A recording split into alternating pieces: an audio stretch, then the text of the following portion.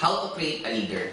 Ang leader is napaka-normal na term pagdating sa networking. Kasi may mga ibang upline, na-recruit pala nila, eto, downline leader ko to. Lahat na lang nagiging leader. Pero, i-define muna natin, bago ka makakapag-create ng leader, define muna natin ano ba ang leader para sa akin. Sa akin, ang leader, kung tatawagin mong leader ang isang downline mo, dapat marunong yan mag-OVP.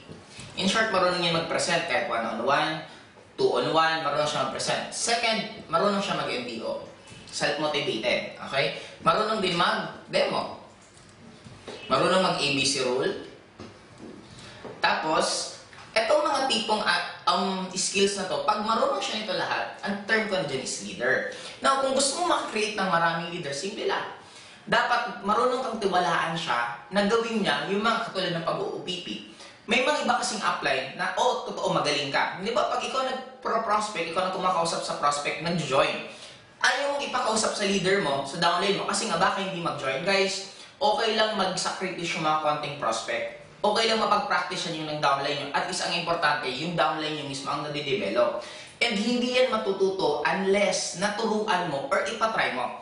Ngayon, what if may mga leader ka, downline ka, na tinuturuan mo mag-OPP, pagpapa-OPP mo na, biglang upline, okay lang ba ikaw na lang, bukas na lang ako. Yung laging umiis ka po pagdating sa OPP.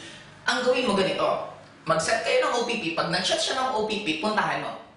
Pagdating ng puntahan mo, halimbawa, nandun na yung prospect, nandun na yung downline mo, at ikaw nandun, bigla mong sabihan yung downline mo, aalis lang muna ako, may kukunin na ako sa labas. Pag alis mo, huwag kang babalik, bumalik ka mga after 2 hours. Kasi alangan magtungangaan sila na hindi niya kakausapin yung prospect niya, prospect na niya yon.